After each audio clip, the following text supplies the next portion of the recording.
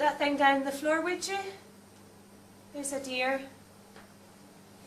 Thank you. Are you able to tell us what happened? Last night I heard the screaming, loud voices behind the wall. Another sleepless night for me, it won't do no good to call the police. Always come late if they come at all. Last night I heard the screaming, loud voices behind the wall. Another sleepless night.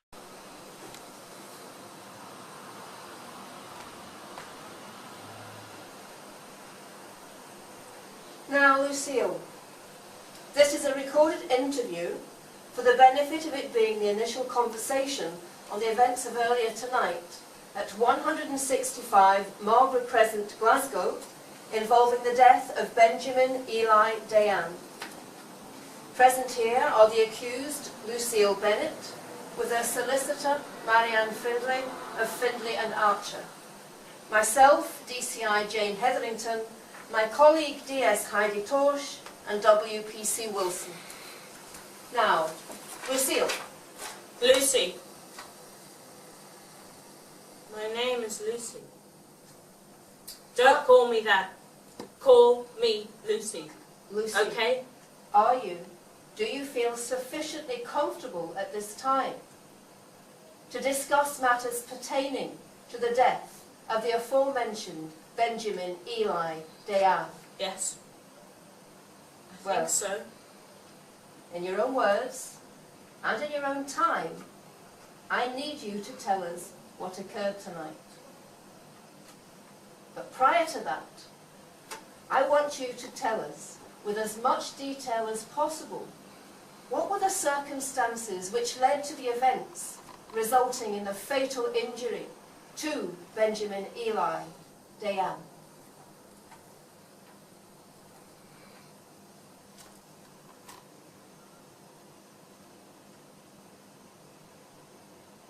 It started with love.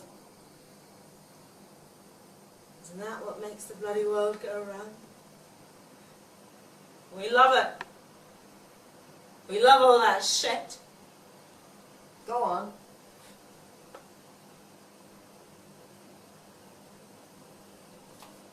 When I was younger, we had this very big house, see? Very posh, very secure. Alarms on all the doors, video cameras on all the gates. When I went into my bedroom, I felt safe. I had all my dolls and teddy bears, and they used to keep the ghosts away. I could hear the breeze rustling through the willow, and I could hear the branches tapping at my window. But one night, I couldn't hear the door opening, and I saw a dark figure standing at the bottom of my bed. And I thought it must be shadows.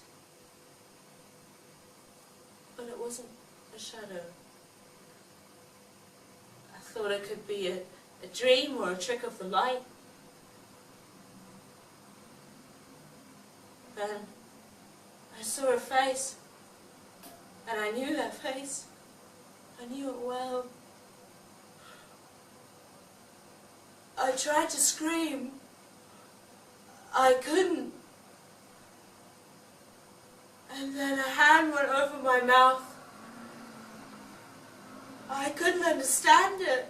The voice was gentle, but his fingers, like evil claws, were pushing into me. And I couldn't breathe. And then I felt this horrible hard thing in my hand. And I pulled my hand away, and it was still there against my inner thigh. He pushed so hard. It was a pain I'd never felt before. And then he was inside me with it, groaning and groaning.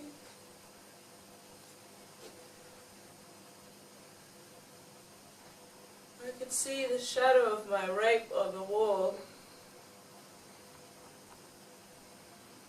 And my strength had gone. I lay there. That's so awful.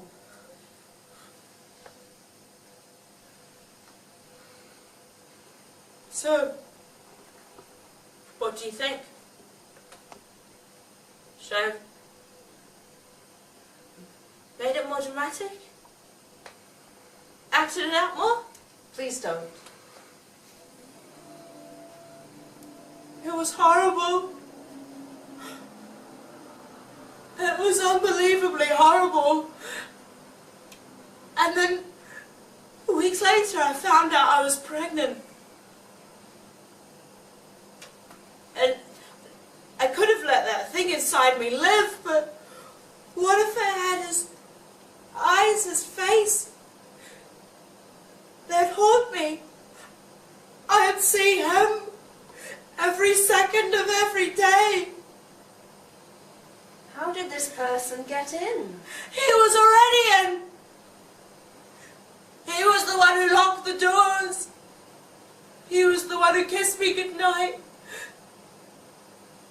He was my idol, my absolute idol. I loved him. I adored him. A boyfriend? No! He was my father! My ever-loving, literally fucking father! Excuse me, but what has this to do with... Oh, please, let her continue. I'm sorry, Lucy. Please, do continue. Good story? I like a story with a kinky twist at the end, don't you? Did you inform the police? No way. It would have killed my mother. As for abortion, was that the answer? Did you consider it? Not easy.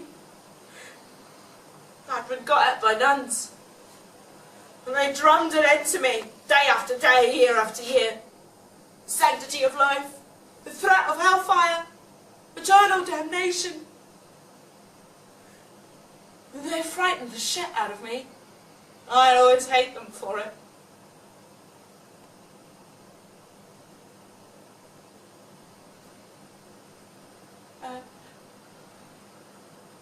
And there was one other thing. My father, my hero, worked at the hospital. A gynecologist. That's why I couldn't go there. I take it he knew you were pregnant. How old were you at the time? Oh, questions, questions. He didn't. I left, and I'd never see him again. I was 13. Lucy, would you like to take a break now? Some water, tea perhaps? I don't want any tea. Some water then? Look! Just fuck off with your patronising kindness shit, would you?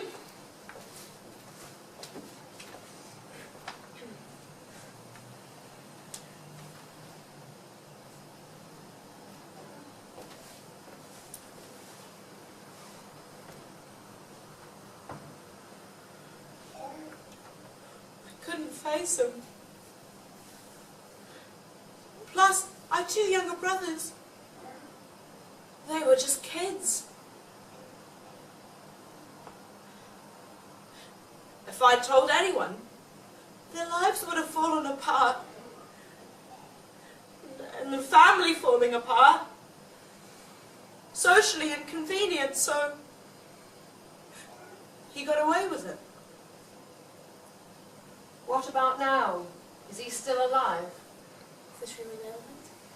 See, don't tell us if you don't wish to. I heard he died of a massive coronary last year.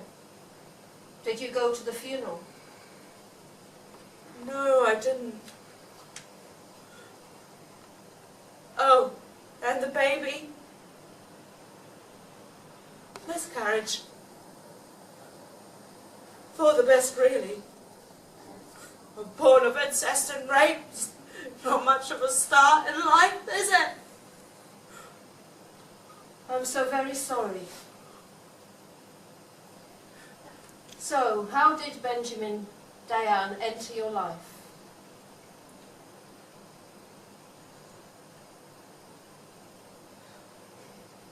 Ever heard that old song by the Kinks? Lola. It mirrors how we found each other for the first time. I met him in a club down in Old Soho, where you drink champagne and it tastes just like cherry cola. C-O-L-A cola.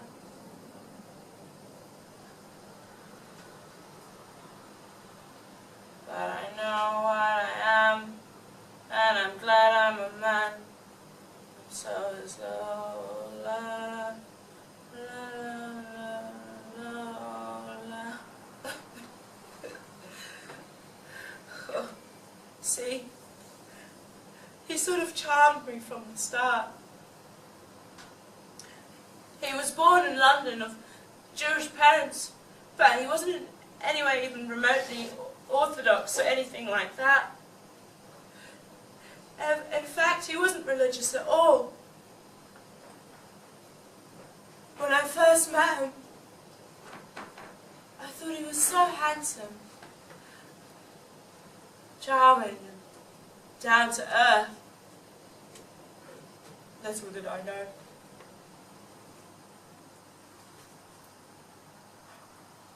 And he told me, "It's me and you against the world, Lola."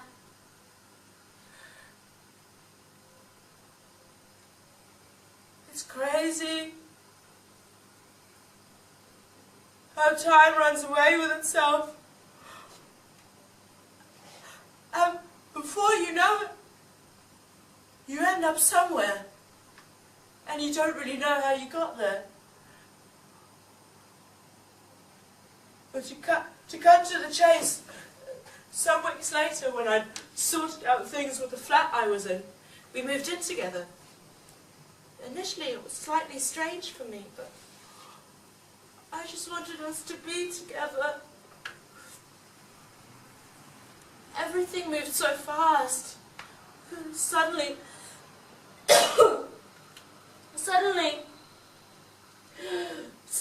we were living in the same place. Thinking back, it felt so right at the time.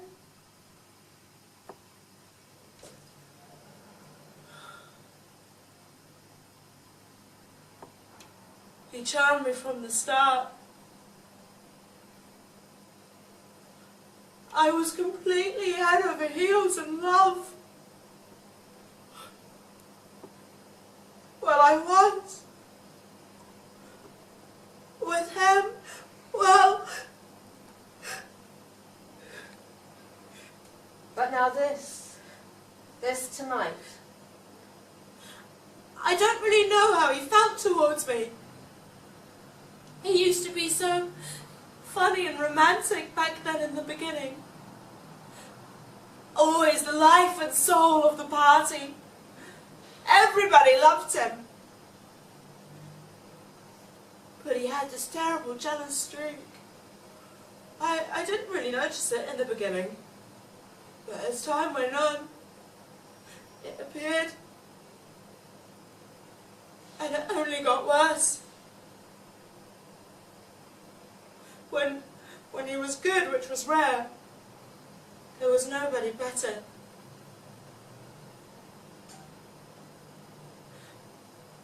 It just shows you that you can never truly know someone. Everyone is something they don't want anyone else to know. Don't you agree?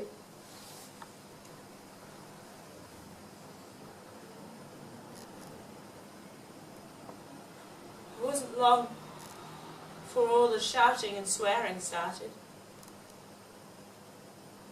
At first, I was so confused. I couldn't understand what was coming out of his mouth. I couldn't understand why he was talking to me like that. But he always apologized and vowed he'd never do it again.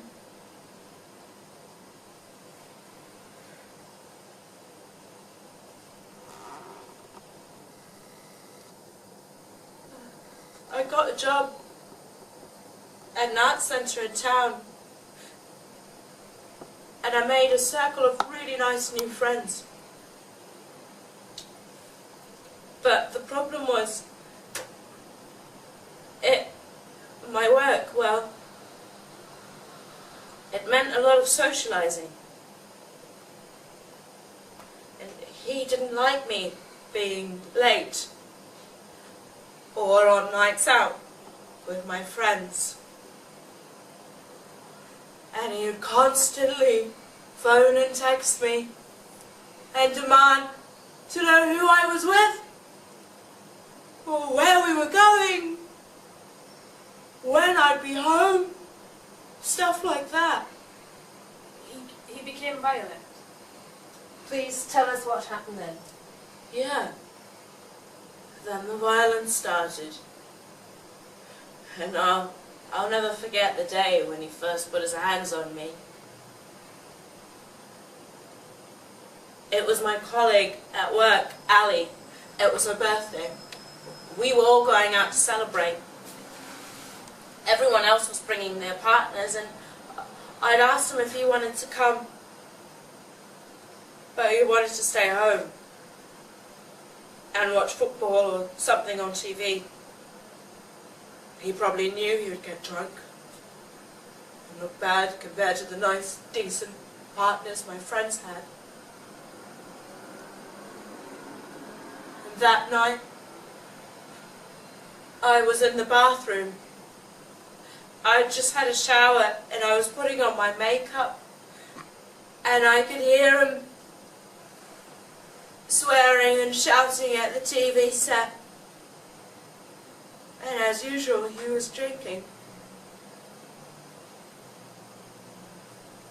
And I put some music on so I wouldn't have to hear him, but not too loud so he wouldn't have a reason to start on me. And suddenly, the bathroom door flew open, and he stood behind me glaring at me in the mirror. And then he pulled me back by the hair, close to him. And I remember how red with rage his face was, and the stinking stench of booze on his breath. And I pleaded with him to stop. And he just laughed and sneered at me. He said if I was going to put on makeup, I should put it on right. I didn't understand what he was saying.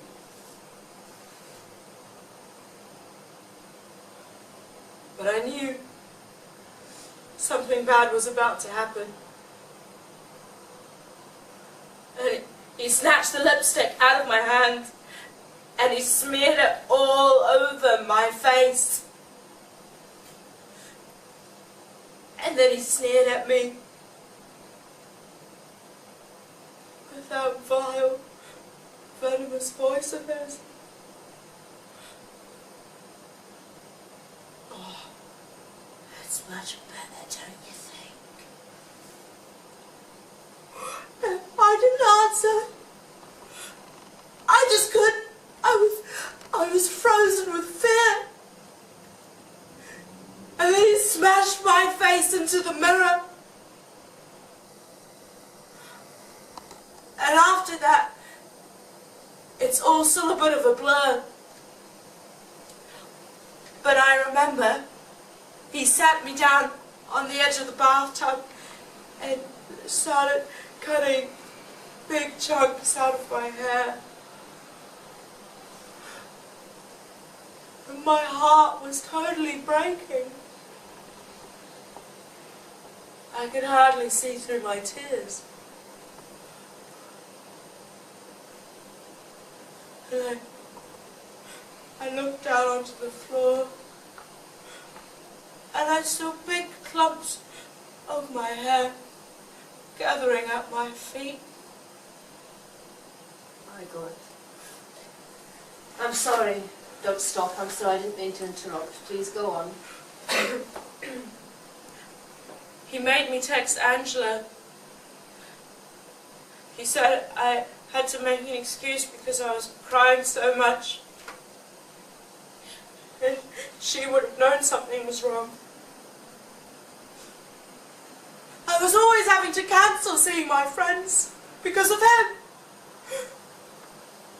They probably thought I was getting fed up with them.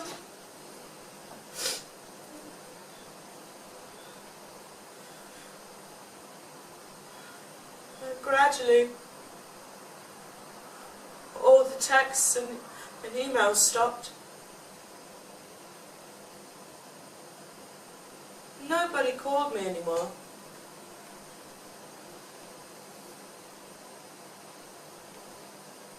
I had to pack in my job. I was always so badly cut and bruised. And it was really bad to go out like that, you know?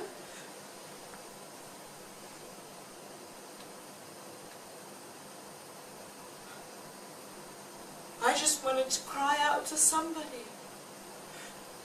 Anybody.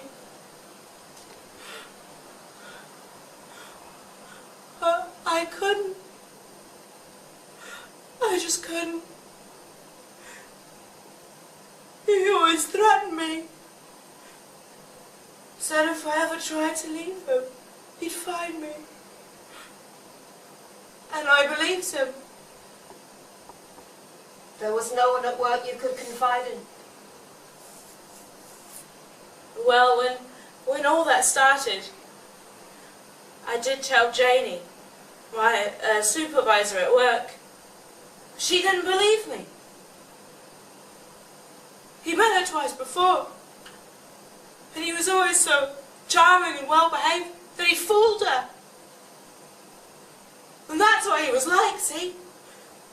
Such a slimy, devious bastard. Oh, he made sure that he was the best partner whenever we were around other people. Everyone thought the world of him. What a joke! What a fucking joke! It's so hellish when you're suffering like that. And nobody knows the true story.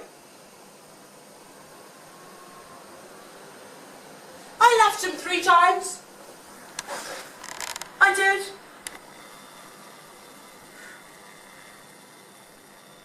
I didn't go very far though. Because he always said he would change. But he never did.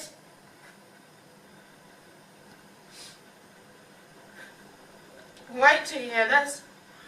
He drove me to work once. And then halfway there, he stopped the car and pushed me out onto the pavement and yelled,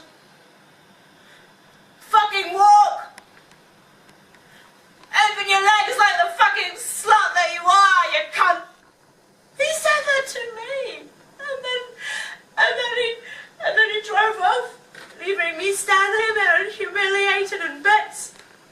I jumped out of the car once at the red light, so I wouldn't have to stay there with him any longer. He was always shouting and swearing. And I put my fingers in my ears so I wouldn't have to listen to him. And he'd pull my fingers out of my ears and make me listen to his ranting and cursing before he'd punch me in the stomach.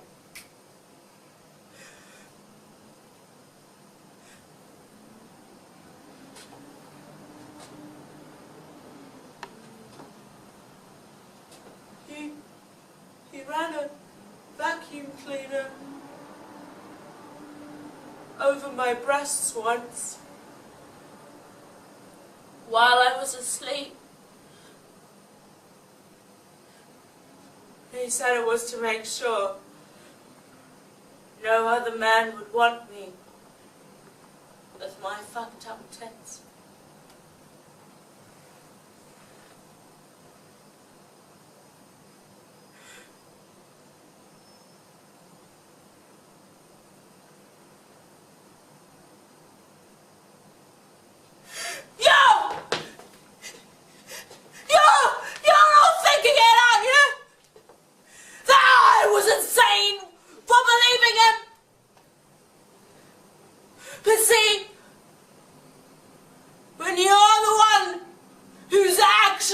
Situation like that, it's a lot easier said than done.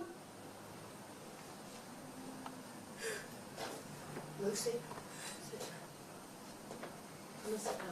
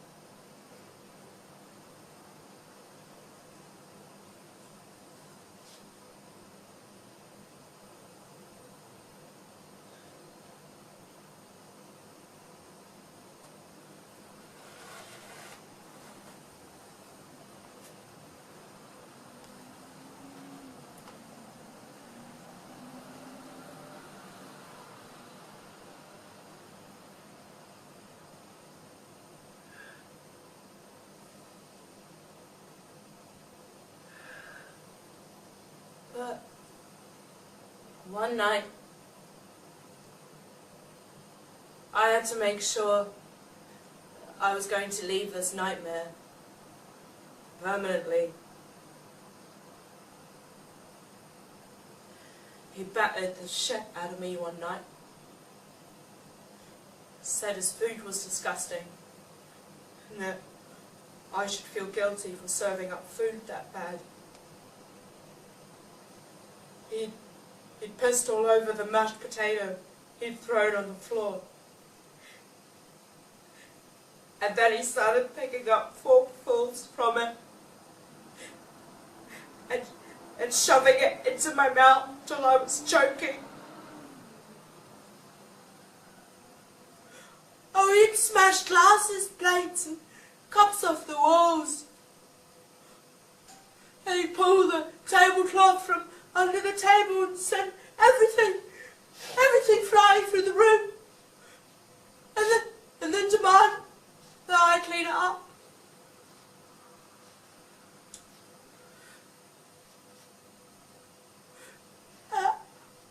I tried really hard to stand my ground. I refused to.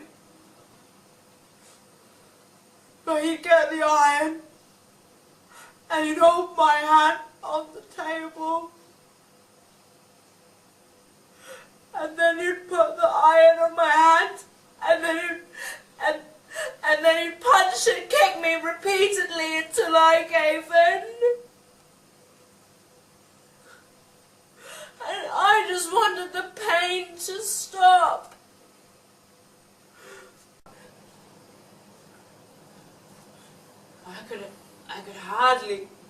I couldn't sleep that night.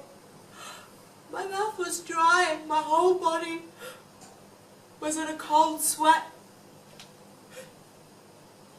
What if he'd find out and my plan would fall apart? If he woke up, I was going to tell him that I was going to the bathroom. But he didn't. It was pitch black and I could hear him breathing loudly, so I knew he was asleep.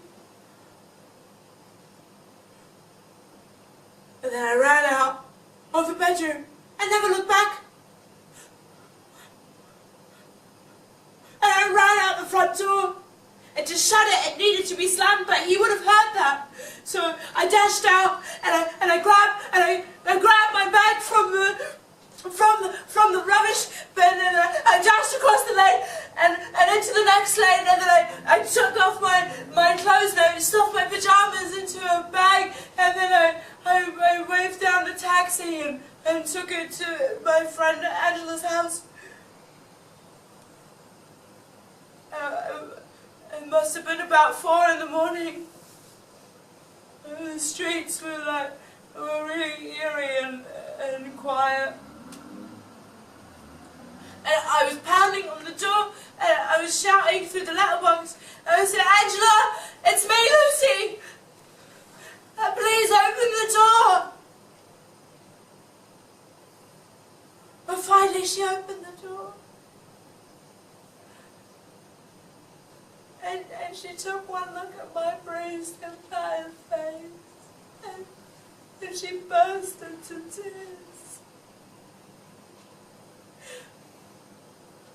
I told her everything that had happened while she dealt with my cuts and bruises. But I told her I couldn't stay long, because hers would be the first place you'd look for me.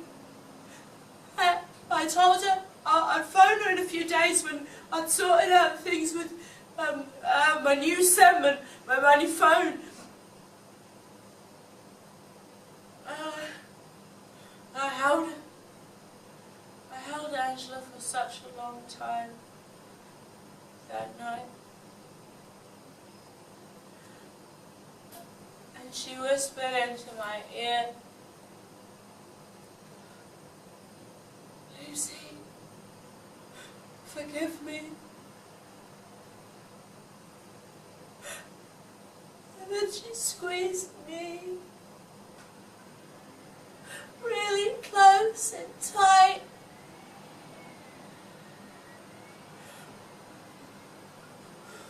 "Because I'll never forgive myself," she said. "I'll never forget that."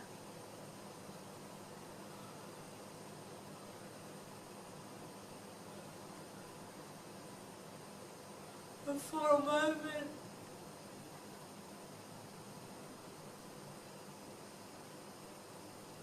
I had a strange sensation.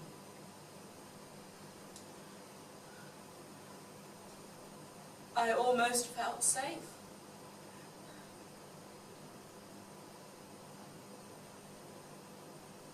I didn't want to let her go. She was my friend, and I didn't know when I'd see her again. Back at the flat, I had to leave things behind, and personal things, irreplaceable things. Photos and souvenirs and memories of happier days when I was just a little girl. Before my father, and then oh no, I'll never understand why I feel so guilty. What have I done to deserve all this? Tell me, somebody please tell me.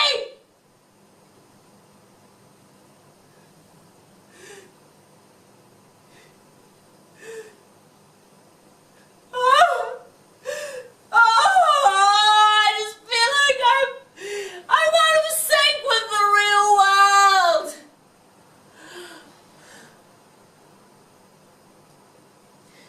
You see, he always said that I was the one. I was the one who made him that way.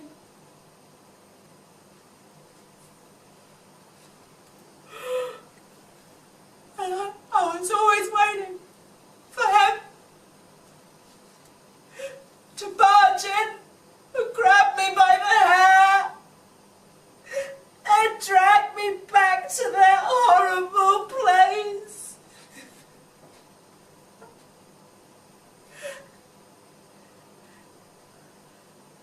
And tonight,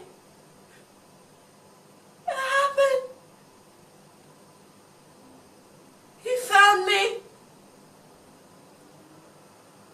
He found me.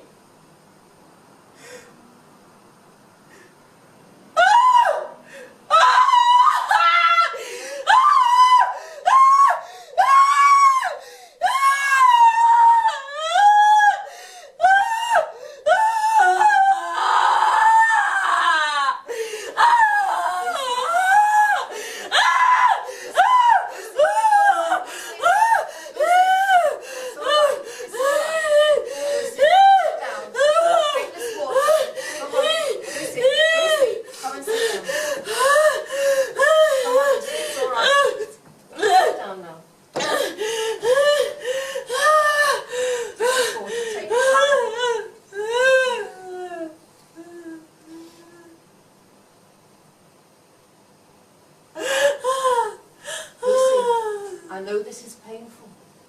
We need to know.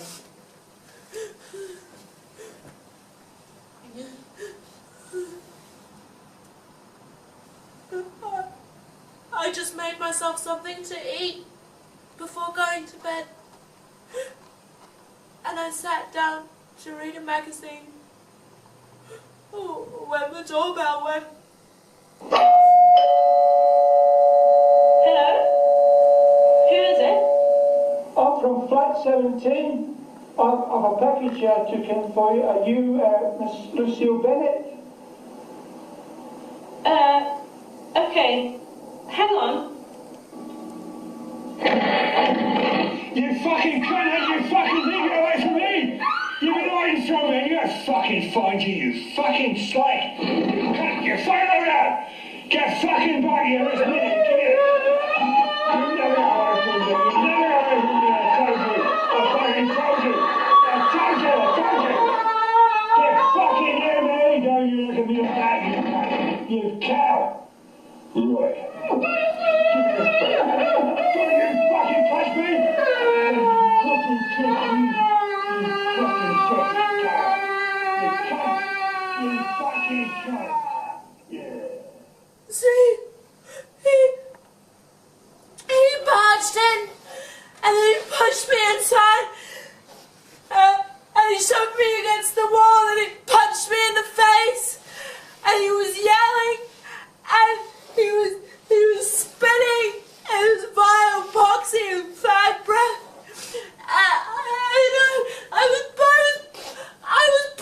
I was pushing him away, and I was looking for something, anything, and I reached behind me, and I felt the hammer, and he stepped back and clawed at me, and then I swung it into his jaw. There was blood and water gushing out, and he looked startled. It was sort of fast, but slow motion, you know.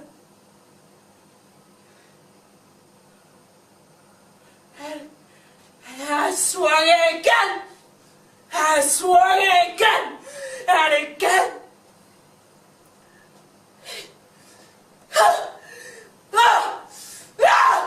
One last time, and it's busted in.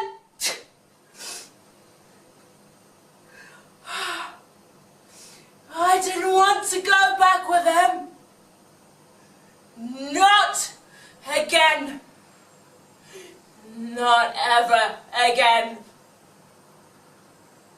Lucy, he was pronounced dead when we found him. And you see you committed a crime. A very serious crime.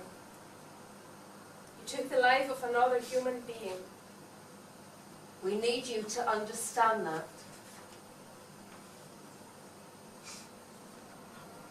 What?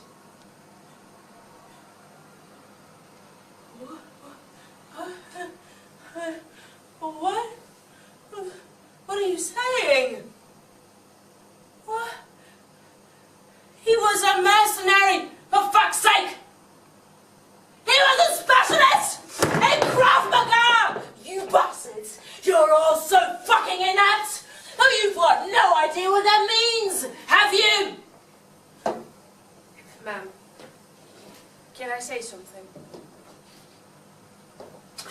Maga. It's a powerful contact combat system known for its extreme brutality. It was developed by the Israeli military. It involves judo, karate, boxing, and jiu-jitsu for life and death scenarios. Krav Maga. Indeed. So who the fuck do you think you are to judge me?